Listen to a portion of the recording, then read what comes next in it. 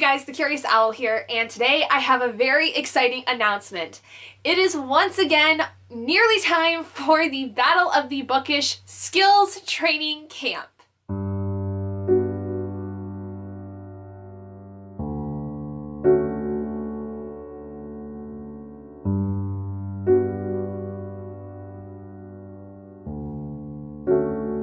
So for those of you that are not familiar with what Battle of the Bookish is, it is a readathon that I host twice a year with my good friends Adri and Liv, and this is our second round of specifically our week-long readathons. Our normal Battle of the Bookish readathons are month-long in the months of January and June, but we did decide at the end of 2022 that we were going to do an additional week-long readathon to break up the 6-month difference between rounds.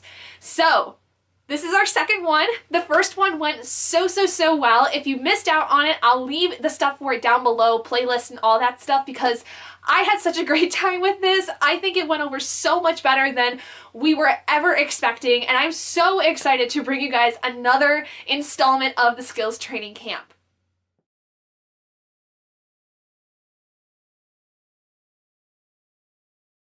For those of you that are not familiar with any of the readathon stuff, let me delve into it real quick.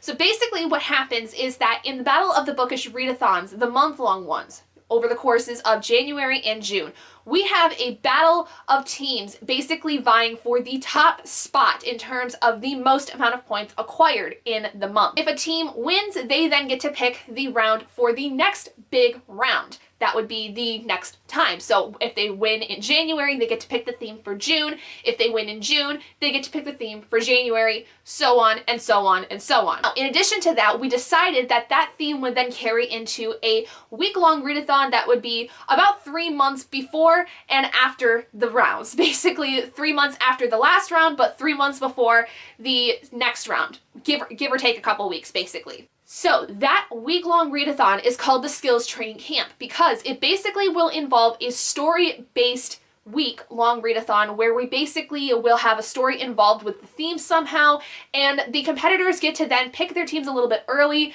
and basically get to try to get an advantage for the big round that is coming up. So if you missed out, again, like I said, on last time, we did a murder mystery theme for our big round in January. So in October of 2022, we did a murder mystery kind of whodunit little skills training camp where basically all of our contestants were trying to earn as many points as possible to get as many clues as possible to then find out who the killer was. Now this one's a little different because obviously the theme has changed, but the core mechanisms are the same for those of you that were in the skills training camp last time, but for those of you that are new, it's pretty simple. I'll run you through it.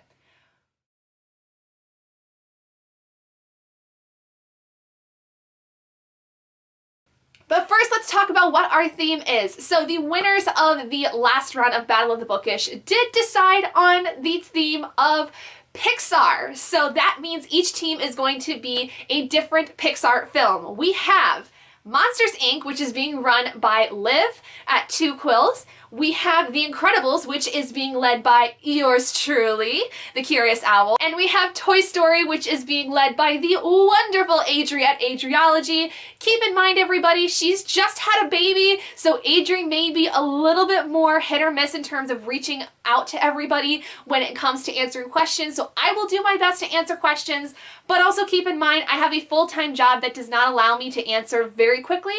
So please give us some grace. We're doing our best. We've all got really crazy lives going on.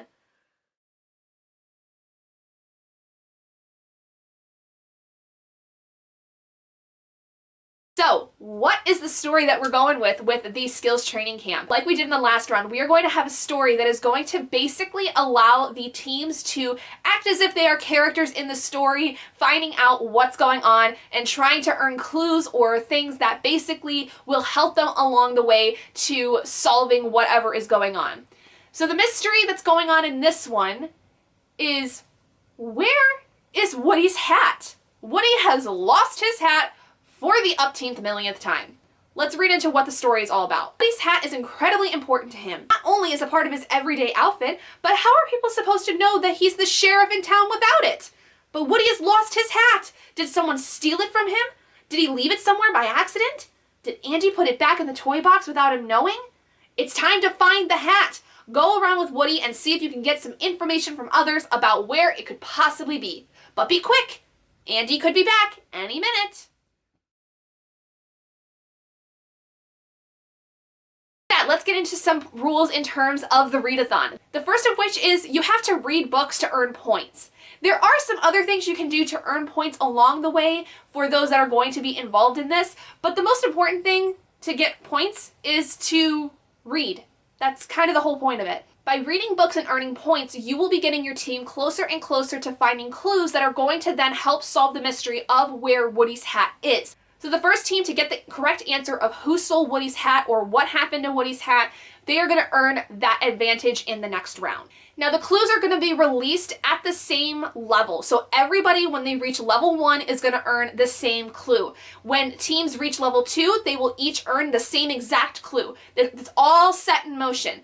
Everyone is going to earn a certain clue when they hit that next level, but it's going to be the same across the board. You're not going to get one particular clue by reaching level 2 and this other team earns a different clue for reaching the same level. Everyone gets the same one at the same level. Now, in terms of DNFs, we are not going to be counting DNFs for this round unless it is a part of your team ability. We have teams where they have special abilities over the course of this round like we did the last time, but keep in mind, unless you have a DNF capability of earning points, you will not be able to count DNFs toward your final goal. The team that has the DNF ability, you though have to make sure you've read at least 25% of the book before officially DNFing it, and you have to tell us the amount of pages out of however many there are that you read and have it equal out to 25%. That is how we're doing this. That is how we've done it in the past. We are relying on the honor system here, folks. So please make this work. Do not allow this to get out of hand. So with that, let's get into the teams, what the teams are and what their abilities are. So like I said, we have Toy Story, The Incredibles, and Monsters Incorporated. So AJ's team, which is Team Toy Story, you guys have an ability that basically is the DNF ability.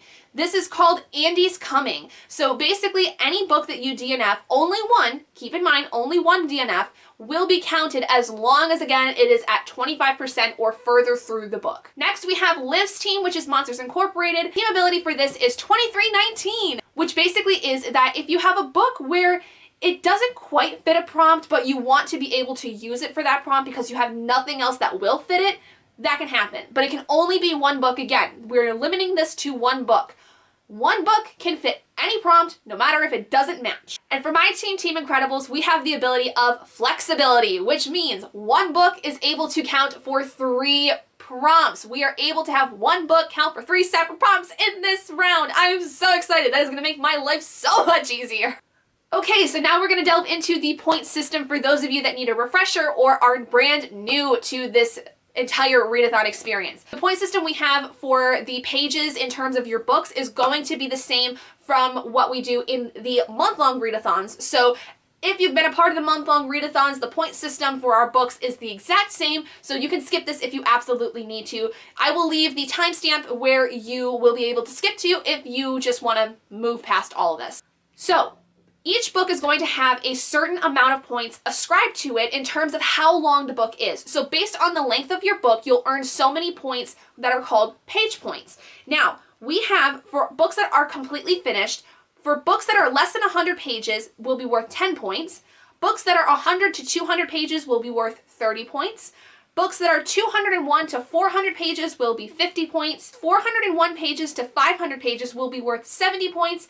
Books that are 501 pages plus are going to be worth 100 points. And if somebody somehow manages to read an over 1,000-page book in that week, you will earn 200 points for that book, just for pages. Now, we do have prompts also that you can use. These are prompts that anybody can use. It does not matter what team you are on. They are free game to everybody. However, keep in mind, you are only allowed to use them once. Once you use the prompt, that's it. You're done, because it's a week-long readathon. We have 7 prompts for 7 days. I think it's manageable to get all of them done if you are absolutely able to. Each of these prompts is by themselves going to be 100 points, which you can add on to your page points. So if you have a book that is going to be set for one of the prompts and the book is 250 pages, you would earn 150 points for that book alone. 100 points for the prompt that it is being set for, and 50 points for the page point count since it is in the 201 to 400 range. So without further ado, these are the prompts that we are going to have. So we start off where the search begins. Read a book. Super easy. Everybody can fulfill this one. Next we have the prompt, search high. Read a book that has something tall on the cover. A tall person, a tall building, something in the sky, clouds, like that all would work. Next prompt is search low. So we are asking you to read a short book. We are counting books that are less than 250 pages to be in that because there are some fairly short books in comparison to what is mostly seen in the genre, for instance, like fantasy. So if long as it is below 250, this will count. Next, we have the prompt, keep your eyes open, which is to read a book that either has a face or eyes on the cover, something that basically brings out the visage, if you will. The next prompt is look in nooks and crannies, which is to read an indie, self-published, or underrated book. Basically something that is not super popular, maybe is for a niche audience, or at the very least is like, you know, self-published. It's not something that is like found from HarperCollins. Like you wouldn't necessarily just find it all the time in a Barnes & Noble. Like it would be very, very hard to find maybe. The next prompt is get hints from friends. Read a book with a large cast of characters. The final prompt is return the hat to Woody, which is read an anticipated 5-star read. Something that you are super excited about that you think you're absolutely going to love.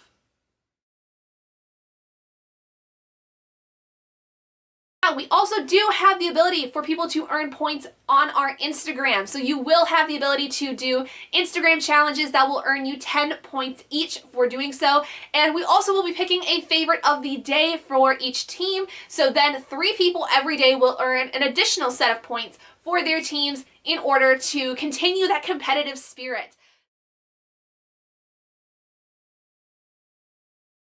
Now, the final thing, the way that we end off this readathon is by having the teams figure out who is the person that took Woody's hat, or where it could possibly be if it's still in the toy box or somewhere else. And the way that we come to that conclusion is you guys. The teams will have to agree on one answer of where Woody's hat could possibly be in the entire world. Where is it? At the end of the readathon, there will be a 24-hour buffer after the last day to make sure that this is the answer that you want. Once the answers are submitted, the team or teams, because it's possible more than one could win, that answer correctly will earn 200 points to the next big readathon in June of 2023. You will earn a 200-point advantage, which can be pretty detrimental. I'm just gonna say, it might be helpful for your team if you can get it right and get the 200 points. I don't know, I'm just saying. But it is possible that there will be no teams that win, so please be kind to yourself, be kind to each other. This is very much a, can you figure out the story? Can you figure out, you know, the clues kind of thing? This is meant to be fun, but also a huge challenge for everybody because y'all don't know what's going on. I know what's going on. I'm the one that wrote the story. Adrian and Liv are the ones who helped me write the story. They know what's going on. So guys, that is all the information you're going to need for the Battle of the Bookish Skills Training Camp. Do not worry, I will be coming out with a recommendations video on TikTok as well as I believe on YouTube here, if not just on TikTok, leading up to the Battle of the Bookish Skills Training Camp. I'm so excited, you guys. You guys have no idea. I'm so excited for this. I love this readathon so much. It is the thing that gets me up every single day, knowing that I can continue to work on this and make it fun and have you guys there with me for it. So I hope you guys are excited about it as I am. I'm just, I can't wait. But be on the lookout for a TBR for that, as well as, like I said, recommendations. I'm super excited. I hope y'all are too. If you would like to join the Battle of the Bookish Skills Training Camp, it is open to anybody who wants to join it for the first time and get a little taste of how our big readathons go. You'll be able to pick your team and maybe stay with them for the big readathon. I mean, you could decide to jump to another team if you chose to. Completely up to you. But if you would like to join, I will leave our Discord link down in the description below that you guys can access at any time to get yourselves in. I would suggest try to get yourselves in before the week of the readathon, which I realized I never actually physically said in this video, so hopefully I put it in somewhere in here. But it is going to be from April 9th, which is Easter Sunday, all the way to the next Sunday, which would be the 16th, I believe. I think that's right. So April 9th through 16th, that is when we are doing this. And like I said, there will be a 24-hour buffer for our teams to figure out the answers that they want to go with for the whodunit kind of thing. So by the end of the 17th, we will need you guys to pick what your answers are. I'm so excited. I hope you guys are so excited with me for this. I know that my friends that have been a part of Battle of the Bookish since the very beginning have been absolutely amazing. So thank you guys all so much that have been here with us for so long and seeing all of our ups and downs and add-ons and, you know, removals and all the craziness that there's been going on with this. I think I've been way too hopped up on sugar this entire video, so I apologize. But you know what? I'm feeling good. I'm excited. I'm happy. Y'all just gotta deal with it. So that's how it is. But thank you guys so much for joining me in this video. If you guys did enjoy it, please do give it a big thumbs up. And if you haven't already and you'd like to be and would like to see more content like this and my crazy ass, go ahead and hit that button down below and subscribe to become an owlet in our flock. And I will see all of you guys in my next video. Bye, guys.